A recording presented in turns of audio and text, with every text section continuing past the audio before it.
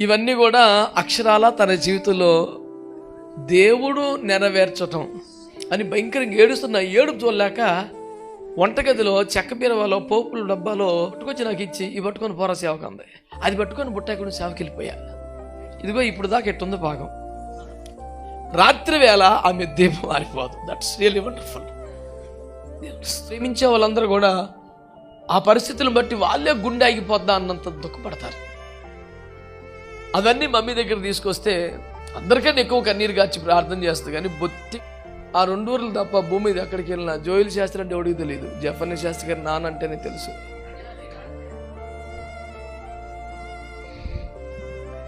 ఒక తండ్రికి ఎంతకన్నా ఏం కావాలి? చాలు, దేవునికి స్తోత్రం అని కూర్చుని ఏం చెప్పాలి వాక్యం. ఇక వెంటనే జఫర్ని శాస్త్రి వాక్యం నా వల్ల మాట్లాడడం. మేమే వద్దు అంటున్నాం కానీ పోతుంది మంచిగా. అందరూ మంచిగా ప్రేమగా సొంత తల్లి కంటే ఎక్కువగా ఆత్మ సంబంధమైన ఆ బంధంతో చేర్చుకుని మంచిగా చూసుకుంటున్నారని మమ్మీ చెప్పడం. ఇది ప్రసంగ సభ కాదు, కృతజ్ఞత కూడిక.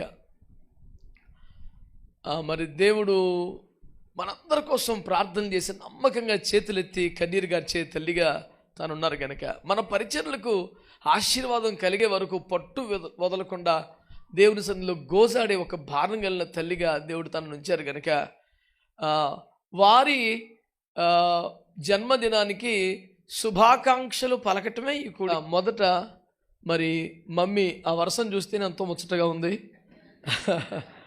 అన్నయ్య మమ్మీని ఇటు కూర్చోబెడదామా అని చెప్పి అన్నాడు.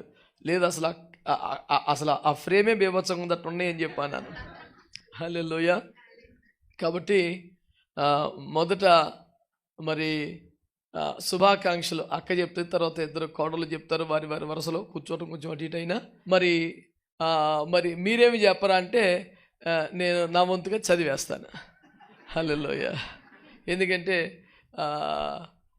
జఫన్యా పట్టుకుంటే కొంచెం లేట్ అవ్వచ్చు, ఆ భయం మీకంటే నాకుంది.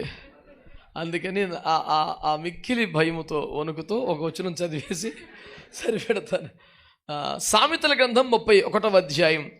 ఆమె చీకటితోనే లేచి తన ఇంటి వారికి భోజనము సిద్ధపరచును, తన పనికెత్తలకు బత్తెము ఏర్పరచును. ఆమె పొలమును చూచి దానిని తీసుకును. ఇంకా అసలు పైనుంచి కూడా చదవాలి కదా అనే ఆలోచన మీకు రావచ్చు. అది పెద్దవాళ్ళకి సంబంధించింది. నా వరకు నేను చదువుతున్నాను. మీరు ఈ వాక్యంలో కూడా సగం గ్రేడింగ్ చేస్తాడా సగం కొట్టేస్తాడా అని అనకండి. కుమారుడి స్థాయిలో చదువుతున్నాను. మీరు ఇక అంతకన్నా మీరు ఎక్కువగా నన్ను ఏమన్నొద్దని మనం చేసుకుంటున్నాను. ఇవన్నీ కూడా అక్షరాల తన జీవితంలో దేవుడు నెరవేర్చటం, తన వంతు తాను నెరవేర్చటం మా కల్లారా మేము చూసిన ధైర్యంతో చదువుతున్నాను. దేవునికి స్తోత్రం కలుగునగాక. ఆమె చీకటితోనే లేచి అన్న దగ్గర నుంచి మేము చూస్తున్న విషయాలే ఇవన్నీ కూడా. బైబిల్లో ఇట్లా ఉంది, ఇట్లా ఉంటే బాగుండు కదా అనే ఫీల్ లేదు. మా మమ్మీ ఇట్టే ఉంది కదా అనే ఫీల్తోనే చదువుతున్నాను. స్తోత్రం. హల్లెలూయా. తన ఇంటి వారికి భోజనము సిద్ధపరచు, తన పనికెత్తలకు బత్తెం ఏర్పరచును. ఆమె పొలమును చూసి దాన్ని తీసుకెళ్ళను, తమ కూడబెట్టిన ద్రవ్యము పెట్టి ద్రాక్ష తోట ఒకటి నాటించును. మరి దీంట్లో ఒక చిన్న బ్రేక్. క్షమించండి. నన్ను దేవుడు చాలా చిన్న వయసులోనే సేవకు వెళ్ళిపోమని చెప్పాడు. నన్ను సేవ కొరకే పెంచారు, సేవ కొరకే అడిగి పొందుకున్నారు. చిన్నప్పటి నుంచి సేవే నేర్పారు. కానీ ఇంకొంత కాలం తర్వాత పంపాలి, ఇంకా అనుభవం రావాలి అనే సిద్ధపాటులో ఉండగా దేవుడు బలవంతంగా నన్ను వెళ్ళిపోమని నన్ను దేవుడు ఫోర్స్ చేస్తాను. డాడీ దగ్గరికి వెళ్ళి నాకు ఛార్జీకి డబ్బులు ఇవ్వండి వెళ్ళిపోతాను, దేవుడు పలానా ఊరు చూపించారు నాకు, హేమాదలబా అని చెప్పి డాడీ కోపడ్డాడు. మమ్మీ దగ్గరికి వెళ్తే నా దగ్గర కూడా డబ్బులు లేవు నానంది. నేను ఒక మూల కూర్చొని ఏడుస్తున్నాను. దేవుడే వెళ్ళిపోమంటున్నాడు, వీళ్ళేమో ఛార్జీ కూడా డబ్బులు ఎత్తలేదు అని భయంకరంగా ఏడుస్తున్న ఏడుపు చూడలేక వంటగదిలో చెక్క బీరవాలో పోపుల డబ్బాలో అసలు 20 పైసల బిల్లలో ఎవడు తీసుకోడాక ఆ 20 పైసల బిల్లలన్నీ ఒక దోసిడి పట్టుకొచ్చి నాకు ఇచ్చి ఇవి పట్టుకొని పోరా సేవకు అంది. అవి పట్టుకొని బస్ స్టాండ్ పక్కన మా చిన్నప్పటి జిల్లా కిరాణా కొట్టు గోపాలం కొట్టులో ఇస్తే 20 రూపాయలు కాగితం ఇచ్చాడు కరెక్ట్గా. అది పట్టుకొని బుట్టాకుని సేవకి వెళ్ళిపోయా. ఇదిగో ఇప్పుడు దాకా ఎట్టుంది భాగం. స్తోత్రం చెప్పండి. ఆమె కూడబెట్టిన ద్రవ్యమునిచ్చి ద్రాక్ష తోట ఒకటి నాటిస్తే అందులో 1000 మంది పనిచేస్తున్నారని మీకు నేను మనవి చేస్తున్నాను. దేవునికి స్తోత్రం కలుగునగా. ఆమె నడికట్టు చేత నడుము బలపరుచుకొని చేతులతో బలముగా పనిచేసింది. ఆ విషయం నాకు తెలుసు గనక ఆమె పనికి, సామర్థ్యానికి, బలానికి తగినంత వర్క్ లేదని నేను గ్రహించి దేవుని ఆత్మచేత రేపబడి బలవంతంగా ఇల్లు దాటి బయటికి రాని మమ్మీని కారెక్కించుకొని నేను స్పీకర్గా పోయిన ప్రాంతాలన్నింటిలో కూడా నేను చెప్పేది అవసరం, మా అమ్మగారు చెప్తే అసలు అగ్గపోతుంది, నీకేం తెలుసు అని వెనకాల కూర్చొని మమ్మీని వాళ్ళకి పరిచయం చేసి అంత బాగుంది. ఇప్పుడు నాకే డేట్ ఎత్తలా. కూతురికి మాత్రం సూర్యాపేట దగ్గర కాబట్టి పద్మతాకి ఎత్తుంది, మాకు సంవత్సరానికి 1, 2 అట్లా చేస్తుంది. మరి అందరి సమక్షంలో పెడుతున్నాం, తగు దేవుని స్తోత్రం. ఎందుకంటే డాడీ ఉన్నప్పుడు తనకి కామరూపుకోట, సంఘము, డాడీ, మేమే ఒక ప్రపంచం దాటి దాదాపు ఒక 20-30 సంవత్సరాలు తన ఇంట్లోంచి బయటికి రాలా వివాహ జీవితం తర్వాత.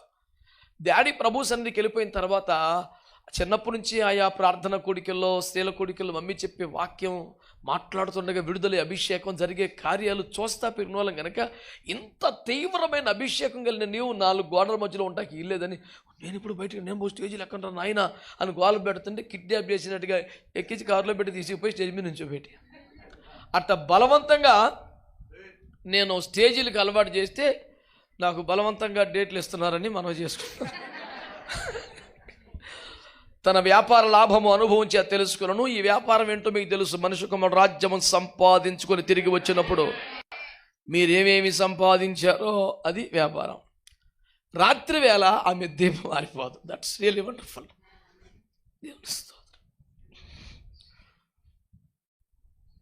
దీనులకు తన చేయి చాపును, దరిద్రులకు తన చేతి చాపును, తన ఇంటి వారికి చలి తగులని భయపడదు. మాకొచ్చే కష్టాలు, మాకొచ్చే శ్రమలు, నిందలు, అవమానాలు, అసలు మమ్మల్ని ప్రేమించే వాళ్ళందరూ కూడా ఆ పరిస్థితులను బట్టి వాళ్ళే గుండె ఆగిపోద్దా అన్నంత దుఃఖపడతారు. అవన్నీ మమ్మీ దగ్గర తీసుకొస్తే అందరికన్నా ఎక్కువ కన్నీరు గార్చి ప్రార్థన చేస్తుంది, కానీ బొత్తిగా భయపడని వ్యక్తి ఆమె ఒకతే. ఏం కాదు నా పిల్లలకి, వాళ్ళు ప్రభు చేతిలో ఉన్నారు అని అద్భుతంగా చెప్పగలిగిన ఒక తల్లి. అందుకనే ఆ మాట చదివాను. దేవునికి స్తోత్రం కలుగునుగాక. ఆమె ఇంటి వారందరూ రక్తవర్ణ వస్త్రములు ధరించిన వారు. ఆమె పరుపులను సిద్ధపరచుకులను, బట్టలు సన్నపు నారు బట్టలు, రక్తవర్ణపు వస్త్రములు. ఆమె పెనిమిటి దేశ పెద్దలతో కూడా కూర్చుండు. గవని వద్ద పేరు కొన్న వాడై ఉండను. ఆమె నారబట్టలు నేయించామును. నాన్నగారికి ఉన్న పేరు గురించి చాలామందికి తెలుసు, కానీ నాకు సంతోషం కలిగించే, అప్పటికి స్థాయికి మించిందని ఉక్కిరి బిక్కిరిపోయి కంగారు పడిపోయిన మాట ఒకటి ఉంది. అమ్మో ఈ మాటకి నేను తగనని భయపడిపోయి, ఓసారి విశాఖపట్నంలో వివాహమైన కొత్తలో డాడీ అసలు మేము చెప్పకుండా, మాకేం తెలియకుండా వచ్చారు సడన్గా. ఇప్పుడు వస్తే ఫోన్ చేసి వస్తారు కదా, వస్తానరా అని సైలెంట్గా వచ్చారు. నేను నా భార్య యానం సభలకు వెళ్ళటానికి తయారయ్యాం. ఆల్మోస్ట్ ఇక తాళం వేస్తున్నాం అనమాట, బ్యాగులతో రెడీకుండా, సూట్ కేసులతో. ఎవరో తలుపు కొట్టేటప్పుడు తీస్తే డాడీ ఉన్నాడు. యాక్చువల్ డాడీ వస్తే సంతోషం వెల్కమ్ చేయాలి కదా, మేము క్వశ్చన్ ముఖం వేస్తూ ఉన్నాం. ఏంట్రా అన్నాడు సీరియస్. చెప్పకుండా వచ్చా వెళ్ళిపోను అయితే అన్నాడు. ఇక ఆ స్పీడ్ అసలు మీకు తెలియదు, ఇంక చాలా బీభత్సంగా ఉంటుంది. అది కాదు డాడీ, ఇట్లా ఏమన్నా మీటింగ్ నేను చెప్పకుండా వచ్చాడు, రావాలనిపించింది వచ్చాను, నేను చెప్పాలేంటి నువ్వురే. కాదు డాడీ మేము యానం సభలకు వెళ్తాము. వెళ్ళండి అయితే నేను వెళ్ళిపోతున్నాను. అలా కాదు డాడీ, నువ్వు కూడా మాతో వస్తే పదా అన్నాడు. ఎందుకు వస్తాడు అనుకోలే మేము. ఇక ఈ అమ్మాయి నా పెద్ద, నేను మటుకు వెళ్దాం అని రకరకాలుగా. అంత టైమే 1 నిమిషంలో ఎన్ని ఆలోచనలు జరుగుతున్నాయి. సరే వస్తా పదా అన్నాడు. జస్ట్ బాత్రూమ్కి వెళ్ళి పదా అని చెప్పి అన్నాడు. తీసుకెళ్ళిపోయాం. ఒక మంచి లాడ్జీ ఇచ్చారు నేలపల్లి శాంసన్ గారి సభలో, యానంలో. ఇక డాడీ ఉన్నారు కదా, నేను పెద్దవాళ్ళు ఉన్నారు కదా అని, నాన్నగారు వచ్చారు కదా, నాన్నగారు కొంతసేపు ఇవ్వండి, ఆ తర్వాత నేను చెప్తానులే అని చెప్పేసి ఆయన అన్న, మీ నాన్నగారండి అయ్యి బాబోయ్ అని ఆయన సంతోషపడిపోయి ఆయన వాడిని భాష చెప్తున్నాను. వజ్రము లాంటి కొడుకును కన్నా దైవ సేవకుడు మన మధ్యలో ఉన్నారు, వారు కొద్ది నిమిషములు మాట్లాడాక అప్పుడు జపనయ్య గారు వాక్యం అన్నాడు. ఈయన మైకి పట్టుకొని, మా డాడీ చాలా చిన్నగా మెల్లిగా చాలా ఘాటుగా మాట్లాడతాడు, కానీ ఆ చీమ పచ్చిమిరకాయ స్థాయిలు అనమాట, కనపడదు కానీ బేబచ్చని ఘాటు ఉంటుంది. చాలా చిన్న స్వరం మైకి పట్టుకొని, అందరికీ వందనాలు, ఇది కొంచెం ఉప్పు ఎక్కువైంది అంటే అంటే మైక్ పెట్టుకుని అందరికీ వందనాలు. జపనీస్ శాస్త్రి ఆడ చూసిన పోస్టర్లో కటౌట్లు ఉన్నాయి, కానీ మా ఊళ్ళో ఎవడికి తెలీదు. మైక్లో కొన్ని వేల మంది జనం ఉన్న సభలో అక్కడ ఎటు చూసినా నా కటౌట్లే, పోస్టర్లే, బ్యానర్లే, ఎటు చూసినా అయ్యే ఉంటే వేల కొద్ది జనం వచ్చి కూర్చుని ఉంటే ఆడ చూసిన జపనీస్ శాస్త్రి అని వీడు ఎవడికి తెలియదు. అక్కడ జోయిల్ శాస్త్రి గారు అబ్బాయి అంటేనే తెలుసు.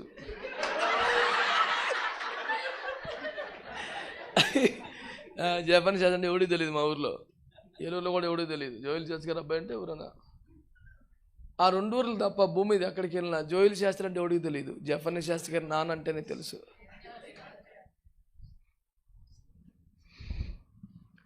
ఒక తండ్రికి ఎంతకన్నా ఏం కావాలి? చాలు, దేవునికి స్తోత్రం అని కూర్చుని పడి ఏం చెప్పాలి వాక్యం. ఇక వెంటనే జపనీస్ శాస్త్రి వాక్యం నా వల్ల మాట్లాడడం. ఇంకోళ్ళు రిక్వెస్ట్ చేసి ఒక పాట పాడండి బాబు, నేను మాట్లాడలేను ఇప్పుడంటే. అలాంటి ఒక అద్భుతమైన పెంపకంలో దేవుని సేవకు వచ్చాం. నా సాక్ష్యం యూట్యూబ్లో ఉంటుంది. కొన్ని వేల మంది క్షమించుడు అప్పుడు మీరు క్షమించబడదురు అనే సాక్ష్యం ద్వారా ప్రభావితులై నిజమైన మార్మసులోకి వచ్చిన సేవకులే 100 మంది ఉన్నారు. అందులో ఒక మాట అంటాను, దేవుని కృపలో మద్యపానం లేకుండా, సిగరెట్లు లేకుండా, సినిమాలు కూడా లేకుండా, ఏ పాపిష్టి స్నేహాల్లో పడిపోకుండా ఈ రోజు వరకు మేము ఉన్నాము అంటే అది మా భక్తి సాధన కాదు, మా తల్లిదండ్రుల పెంపకం అని చెప్పాను. ఆ సాక్ష్యం మొత్తంలో ఫస్ట్ స్టేట్మెంట్ అది.